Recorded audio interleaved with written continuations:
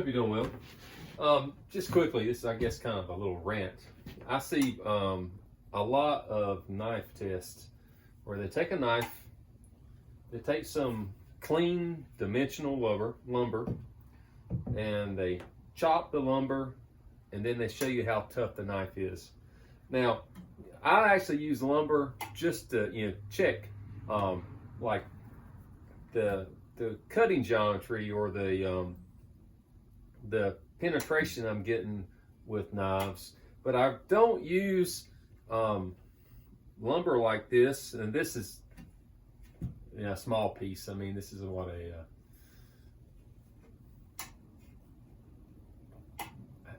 2" by 1/2 inch, but that's not the point. It's clean lumber, and they'll sit there and get clean lumber. They'll cut with it, and they're like, "Oh, look how tough my knife is." Now, if you're doing a whole lot of lateral forces and stuff, and your edges are really thin, yes, I see that, because you can roll an edge if you're not using good technique. But cutting clean wood doesn't do a whole lot on a knife. If you go out there and you're cutting dirty stuff, you're cutting hard, small diameter wood, that's putting a whole lot of force in a small area on a knife.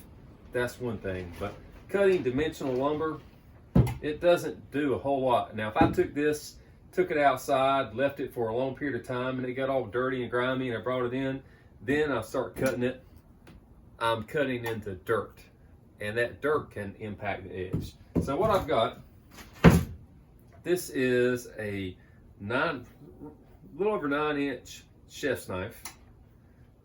It is about 5/1000 behind the cutting edge. It's an 01. It's one I made quite a while ago for myself. So it's 01. If I remember correctly, it's around 61 HRC. So again, just a nice, flexible chef's knife. So I've got this clean dimensional lumber.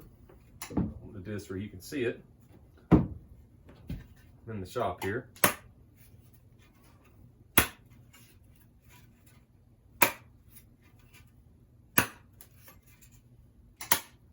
I mean, chef's knives aren't really made for this type of work. I just cut into a knot, if you saw that. So I did damage the knife, but I damaged it because I chopped into a bloody knot.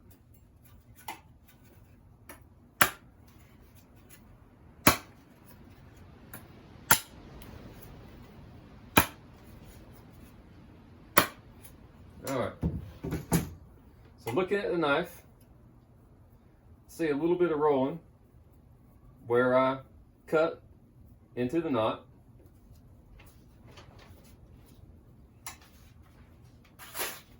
Right there, that's where I cut the knot.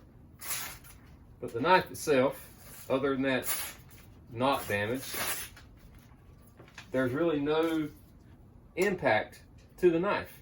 And cutting stuff like these knots, that can mess the knife up. And again, you're cutting 5/10 behind the cutting edge in a 01 chef's knife, sure. But all I did was kind of roll the edge a little bit. Not a lot of significant damage, nothing that I can't go to a stone and grind out without a whole lot of effort. So just be careful when you're watching videos where people are cutting into clean dimensional lumber, especially like big chopping knives. It's not going to do a whole lot of damage to the knife.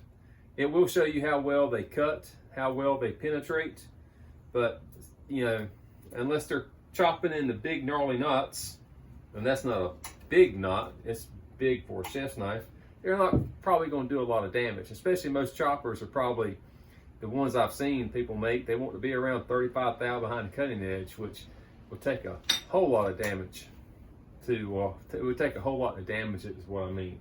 So just be cautious when you watch these things. Take them for a grain of salt. They're enjoyable, entertaining, but it's not going to really tell you how tough that knife actually is going to be. So if you can, right there, if you can see that, well, if you can see that, that is where I hit that knot with this chef's knife. Let me get on this side camera.